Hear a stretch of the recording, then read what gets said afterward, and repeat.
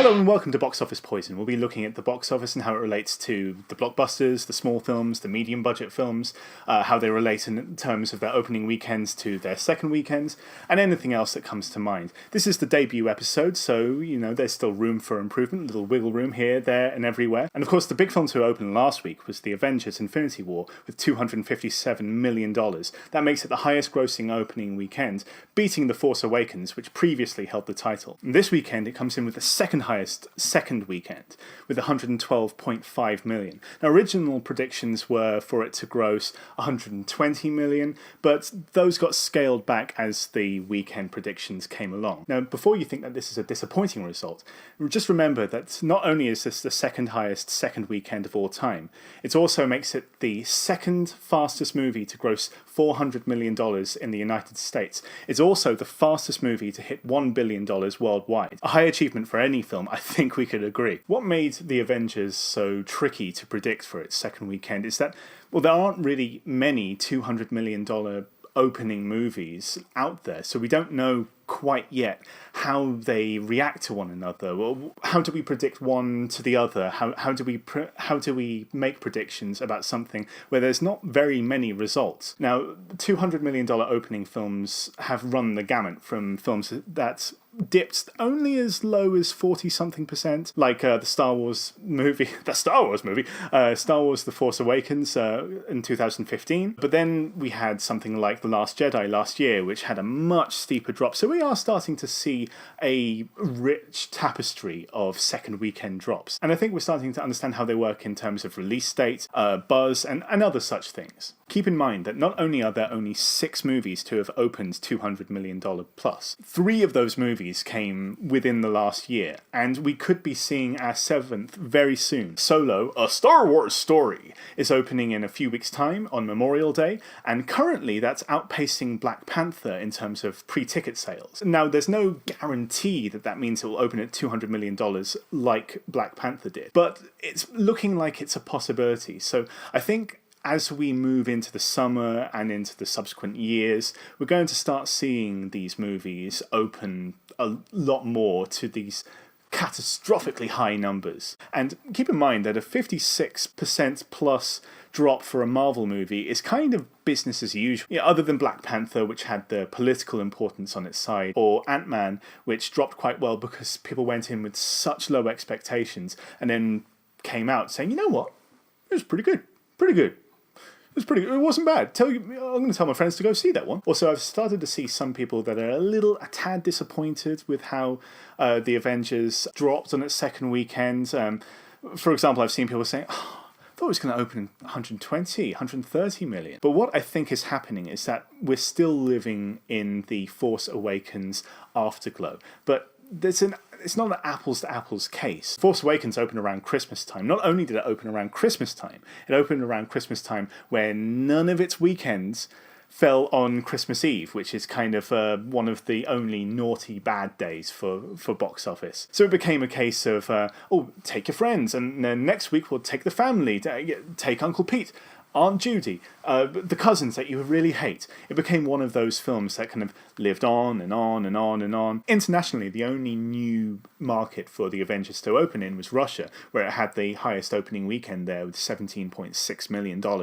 It still has China to open in next week. Marvel movies tend to do very well there. They're very well marketed. There's a very strong interest in them. And it's the kind of international market where it could potentially break out to be not just a big for a Marvel movie or big for an American blockbuster, but perhaps something more. As the Avengers continues to suck oxygen out of the room, we're seeing this weekend that a lot of films aren't even grossing $10 million. They're in the single digits. Now, Deadline joked about this. They said that, well, a lot of distributors and marketers might say, well, look, our film only dropped 40%. We must be doing pretty darn good. And yeah, technically that's not untrue. Dropping 40% in a post-Avengers weekend isn't bad, but it's also, we're arguing about chump change. At the end of the day, those films that are dropping 40% are films that have either already made money that they're going to make, or they're on their second or third weekend and they're still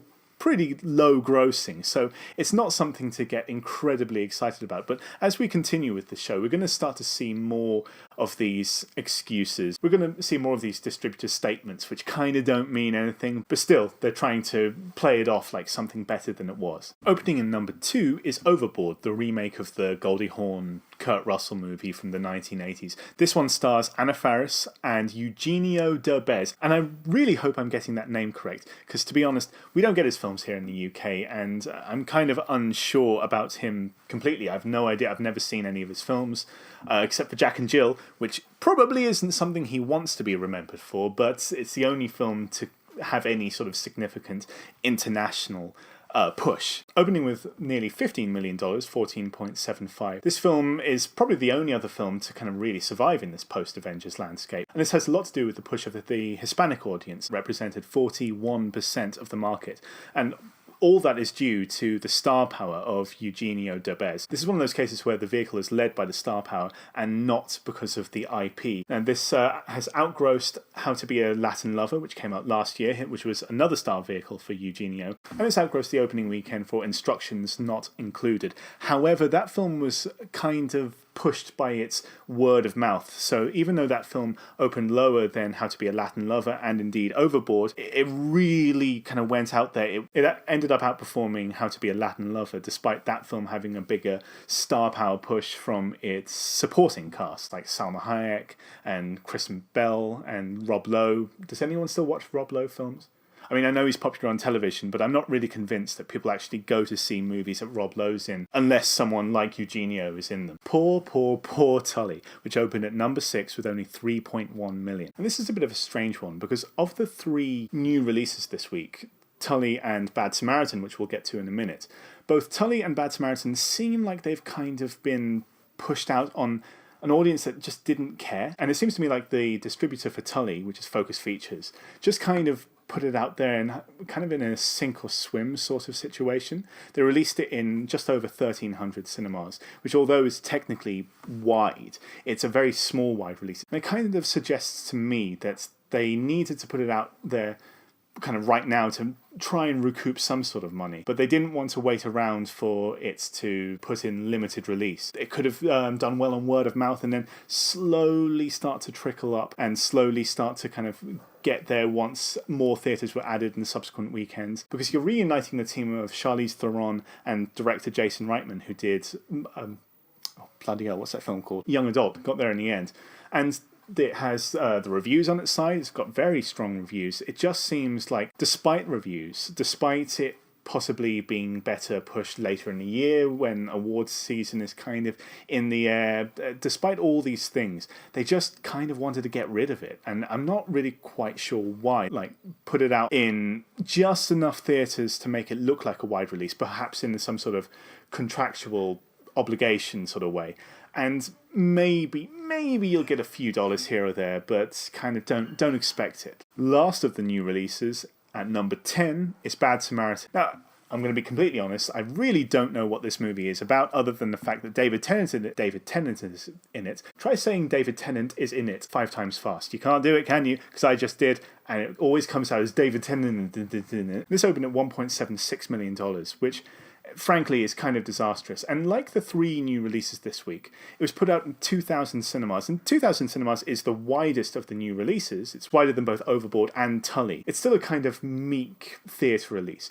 Now, this one might have less to do with a studio being unconfident about this movie, as I think the case with Tully may be. This one has more to do with the fact that Dean Devlin's production companies, Electric Entertainment, is self-releasing the movie, and I imagine this is just the most theatres that they could get. So they put a movie out there in as many theatres as they could grab, and the inevitable happened. It sunk and just died. And that's where we must leave it. So thank you for joining me. I made the show with the intention of trying to, not to be a box office expert, I think you can tell I'm not a box office expert, but with the intention of getting people interested in it so that they'll look these things up themselves. So I'm more of a summary, I'm more of a guide. Like I'm getting my figures from Box Office Mojo, from Deadline, from Forbes a little bit, and in future episodes I'm sure I'll be getting it from Variety and The Hollywood Reporter.